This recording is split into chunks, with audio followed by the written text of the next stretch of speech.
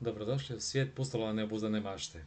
Danas ću vam predstaviti svoj roman, ja sam Jadranko Bitenc, koji se zove Osmijeh nepopravljivog optimiste, u podnaslovu ili Ubrzani tečaj odrastanja. Naime, u samom romanu sam se dosjetio da obično roditelji odgajaju svoju djecu. Ja sam pravi obrnutu situaciju kada djeca pokušavaju odgojiti svoje nesretne roditelje. Na početku romana, kojeg su inače opremili sa naslovnicom Ana 600, urednik je bio Robert Mlinarec, piše: vjeruje se da djeca odrastaju. Roditelji navodno samo stare. Odgojitelji na vrijeme svoji roditelji, nikada nećete ostati sami. Pročitat ću vam dvije, tri slike iz života razvaženog derišta. Ona je glavni lik ili jedan od glavnih likova ovog romana. Od ponedjeljka počinjem učiti. Danas je srijeda. Imam vremena. Samo se trebam zbrojiti. Kao da ga inače nemam. Živim u nametnutom svijetu u kojem glavni zakon glasi samo ti uči. I peri suđe s Limom ili Charlijem. U zahod gurni glavu sa sanitarom. I ništa više. I ništa manje. Živa harmonija. Sada to kao znam. Još samo da konačno počnem učiti. Ponedjeljak je taj dan. Definitivno. Nema više odlaganja. Samo da još prođe ovaj tjedan. I vau, počinje moj život. Moj tjedan snova. Sve ću ispraviti. Matku i zadačnice, latinski, kemiju, fiziku i pročitati u miru dobru lektiru.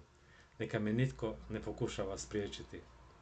A do kraja tjedna u školi generalna panika. Svi su poludjeli, samo se nabacuju jedinicama, kao da ih poklanjaju i još se raduju, kao da oni nama čine uslugu. Da nas osvijeste, da se trgnemo, frfljaju, pljuckaju za svakom jedinicom. I sad je već totalna koma. Neoporavljena i sluđena brzina događanja, dočekam i taj famozni ponedjeljak. Trebao je biti novi početak. Čuj mene, novi početak kao da postoji stari početak. Baš sam u formi. Bolje da sam markirala kao moja najbolja prijateljica.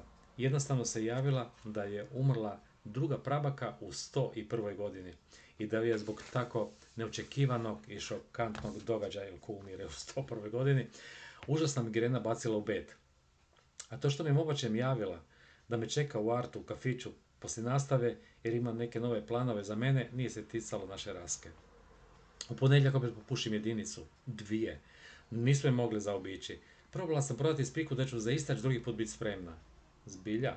A zbilja, vjerujte mi, please. Baš ti vjerujem, evo kako ti vjerujem.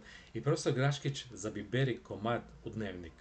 Onda ga Bog kazni da se gotovo udavio od cerekanja. Morali su ga spašavati udaranjem u leđa, jer mu je slina krenula krivom ulicom. Ne iskoristi prigodu. Ja ne iskoristim prigodu da ga dobro izbubetam za sve nepravde i sva ismijavanja. Možda sam propustila prigodu postati junak makar na jedan dan u školi ili u crnoj kronici.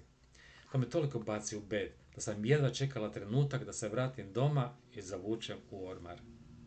Sama je mirišava posteljina mogla djelovati poput aromaterapije. Život je tako nepravedan i tako gadan. Zašto me hvataju na krivoj nozi kad ne znam prave odgovore? Nisu normalni. Kao da me žele uništiti, namjerno. Baš su našli mene. Kakvi su to ljudi? Kakvih je to mama rodila? Čime su ih hranili? Kako su lektiru ti ljudi čitali? Umjesto da su sretni kada dignem ruku, ok, tada me pitajte što god želite. Rešetajte što god vas zanima. Oni baš da nešto kažem kada vide da se skrivam pod klupom.